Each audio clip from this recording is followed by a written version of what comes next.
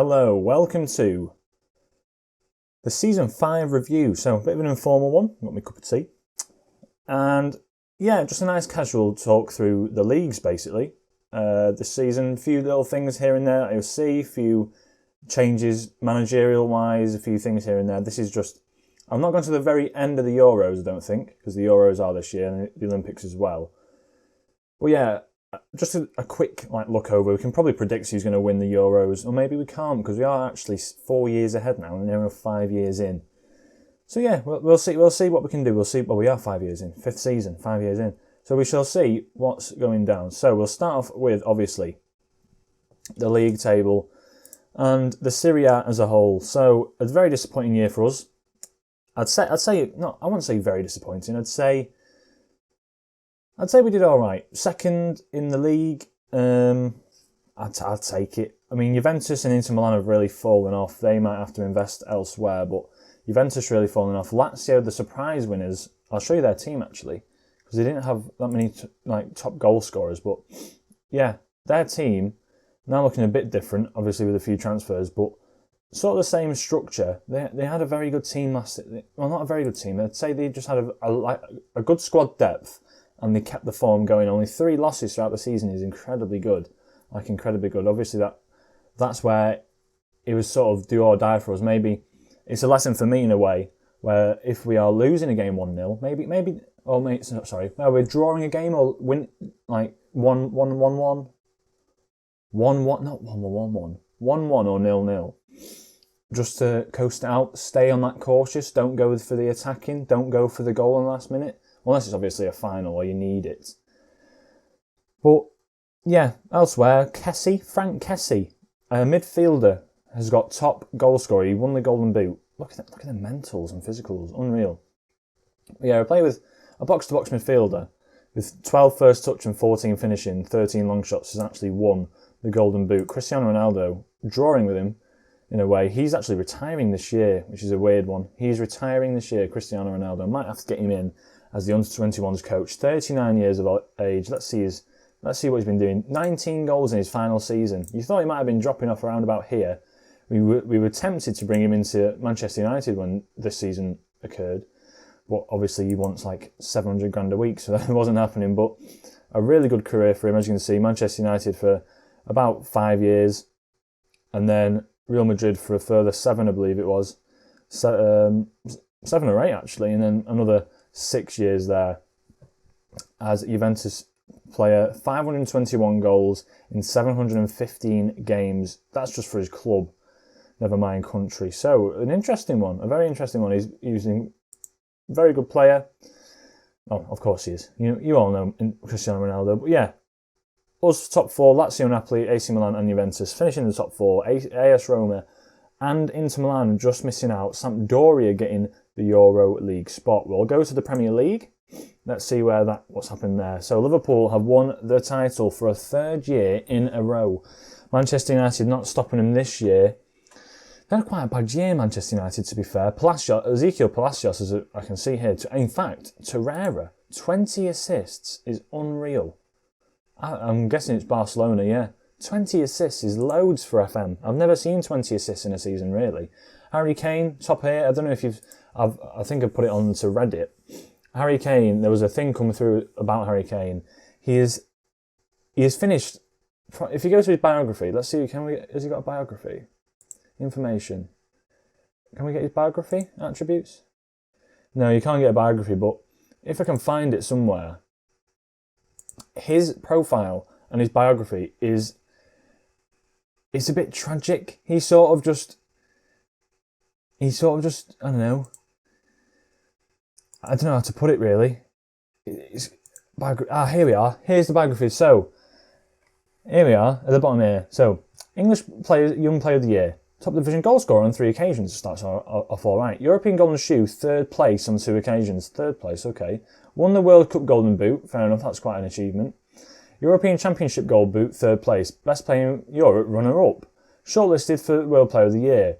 World Golden Ball, 3rd place. World Player of the Year, 3rd place. Won the English Premier League and the English Players Player of the Year. So, he's had a great year, but he just keeps coming up second. Tottenham, by the way, how they've not... They've got 2 top goal scorers. Maybe it's through the top 2 goal scorers, but Troy Parrott, 20 goals. He looks unreal right now. 22 years of age. Probably see him going to like Barcelona or Real Madrid. Salah's still doing it for Liverpool. But elsewhere, Tottenham and Chelsea sort of not getting out of the Euro stage. Bournemouth getting into the Euros, European League. Let's see what sort of players they've got. They've got Jared Bowen. They've still got our man Eddie Howe in charge. Who have they got that's like world class? Liam Glover. What a player. He looks pretty good, to be fair to him. Where's he come from? They've bought him from Tottenham for 38 million. What a big season he's had. 13 goals, 4 assists. Chris Mepham. He's also a very good player. Flipping out. They're full of good players, aren't they? So, let's have a look elsewhere. Other than that, Crystal Palace, Brighton and Reading going down. Any team stayed up? I don't think so. West Brom staying up. That's the only difference you can see in terms of all these clubs up here. In terms of the Championship, who's coming up? Cardiff are coming up once again. Swansea and Fulham. It seems to just be a bit of a rotation there now. But other than that, that is Premier League. La Liga. Let's see what's going on here. So, Atletico Madrid winning the league on goal difference. The exact same record as Real Madrid, but I assume it's won on goal difference. How does this work? 3 points for a win number of teams, 38 games, match rules, trials, disciplinaries. Does it tell you how? Transfer windows, work permits, missed rules. Does it not tell you how it's... Oh, league scoring rules. It's results, sorry. So the results must have been better. They must have beaten Real Madrid then. Did they beat Real Madrid? In the La Liga. Where's Real Madrid in the La Liga? Yeah, they beat them at home. Did they beat them away? And they drew with them away. So, obviously, turns out that beating those big teams has become beneficial for Atletico Madrid. They've actually won the league on that motive. A team I would have loved to have gone to a few years ago. I wonder if Simeone still in charge? No, it's Guardiola. When did they swap? When did they swap managers?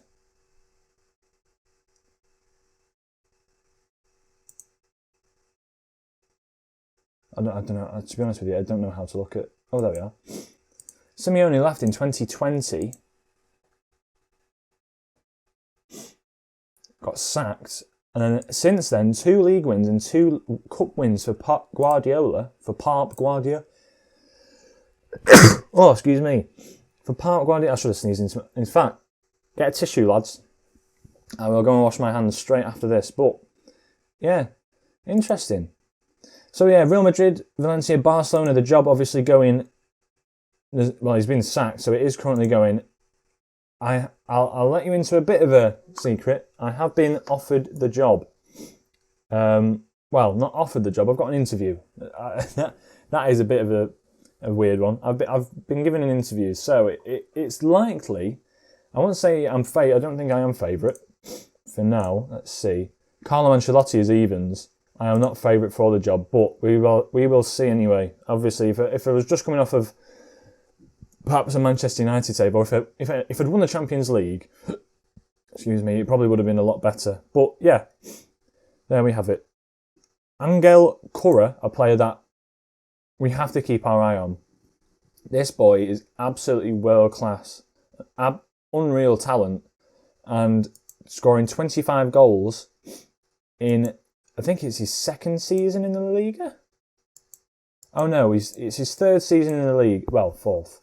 But that was when he was 16 that he's come into La Liga there. That's a bit of a weird one. Why is he playing in La Liga when he's 16?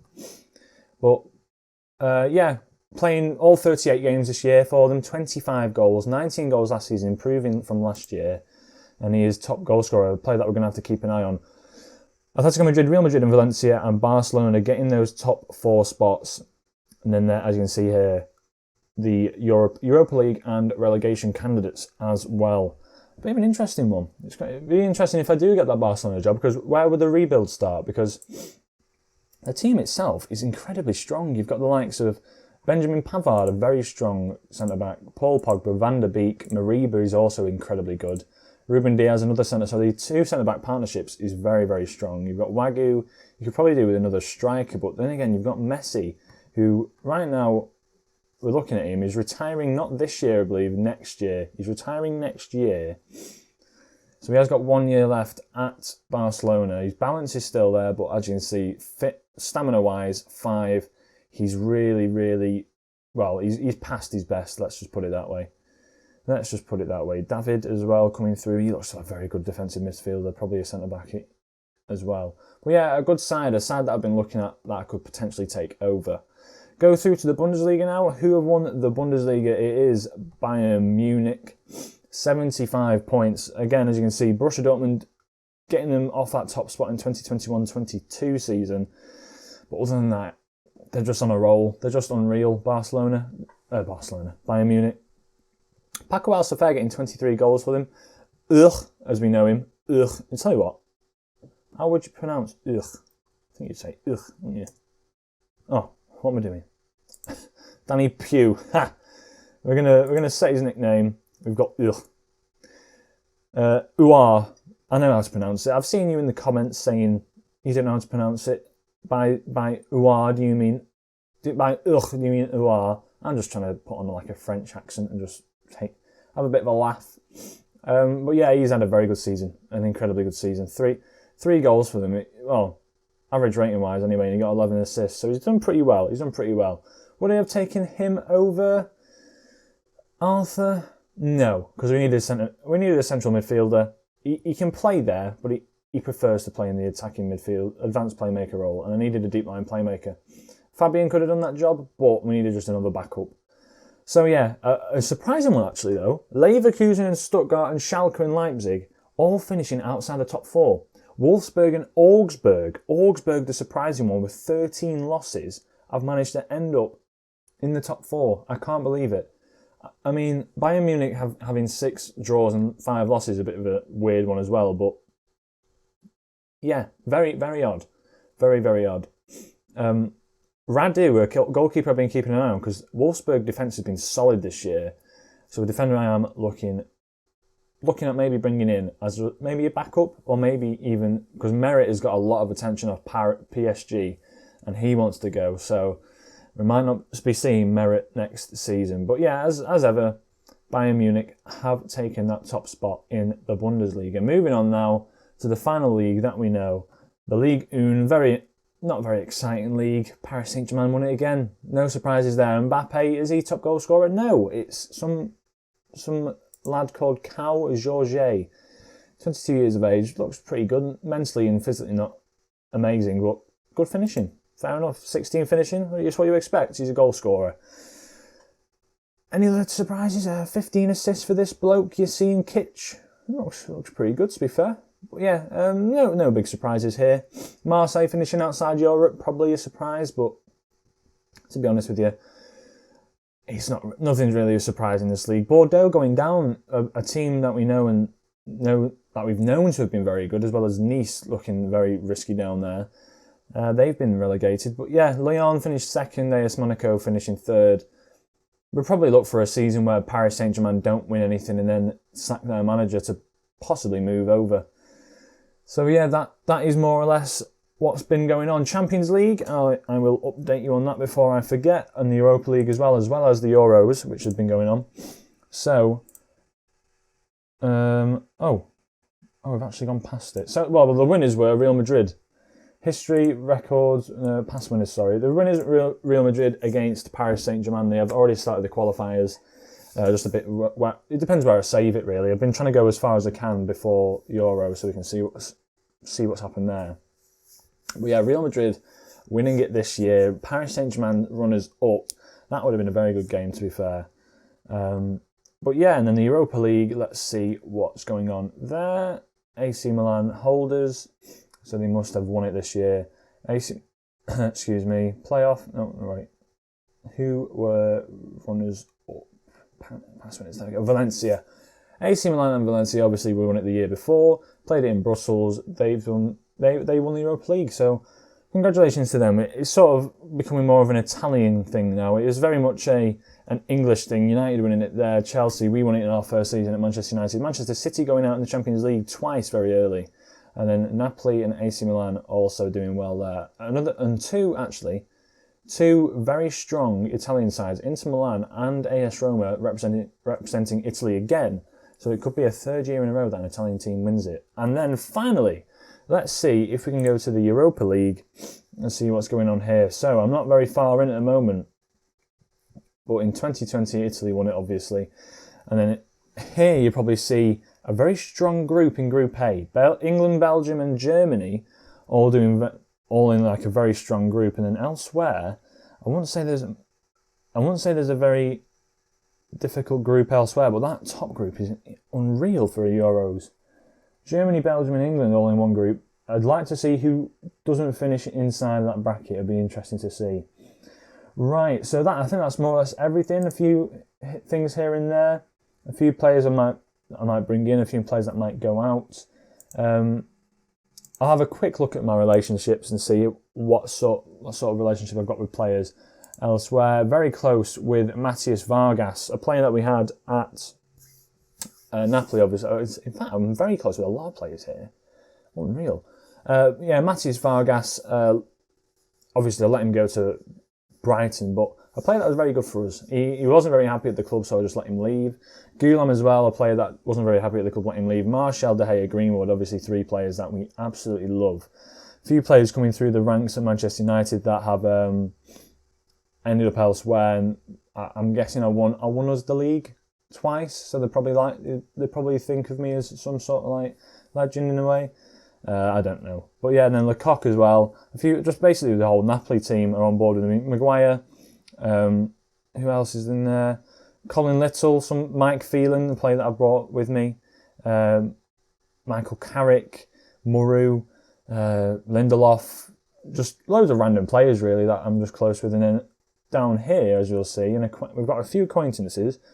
Basically, the United squad that I didn't really win much and left on quite a bad reputation in a way. And then keeping distance is Cameron Borthwick-Johnson, Quique Sanchez-Flores, which is a bit of a weird one. I think I must have got him sacked. And Charlie Savage. Who on earth is Charlie Savage? Oh, he's at Manchester. Oh, I'll let him out on a free. Fair enough then. All right. So, yeah, that's the season. That's this season as a whole. I'm not going to drag it on any much longer. I think you'll enjoy it. I've already advanced forward. I'm going back to record this as a save each season as separate because I've got a plan what to do in the future to see which side's sort of better. But yeah, I hope you did enjoy. If you did, leave a like as ever. Subscribe if you are new and enjoying this. This is obviously not going to be an episode, but I've got a feeling you're going to enjoy this next episode coming up. It's going to be a bit of a surprise for you. But yeah, hope you did enjoy, and I shall catch you in the next episode. Ciao.